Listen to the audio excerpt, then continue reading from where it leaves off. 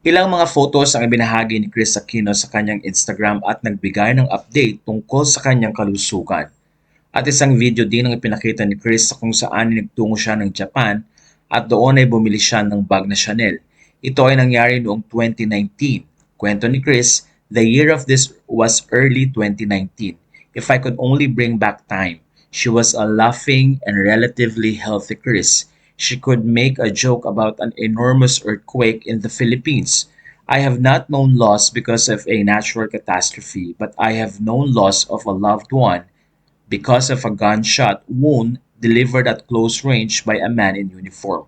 I got close to the cruelty of death because of stage 4 cancer, where you see the person you have instinctively loved since childhood suffer from the unbeatable foe, which she fought because her children, aged 38 to almost she knew weren't ready to lose her.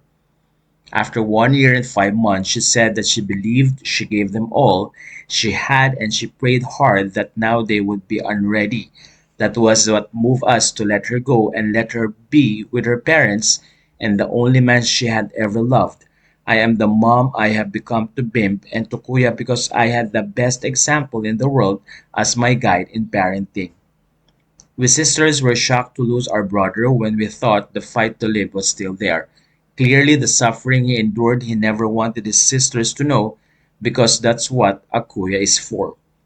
I have been sick with a life threatening autoimmune disease since most likely October of 2021, just a few years after my brother's death. A clueless Chris did upload that thinking all would see it as being all in good fun today, October 12, 2025. For me to climb the steps of the Chanel boutique with no help will be next to impossible.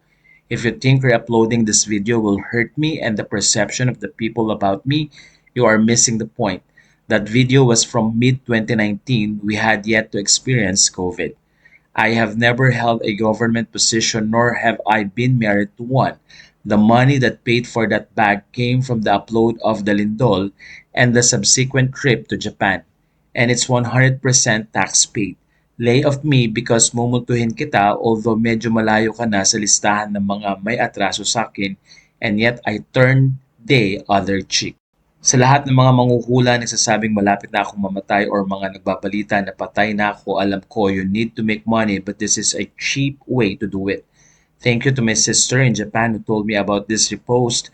You made me realize that I need to be more active on Facebook. Samantala natuwa naman ng mga fans ni Chris at ilan ay nagsasabing namimiss na nila ang nasabing Queen of All Media at sana ay tuluyan na nga daw itong gumaling.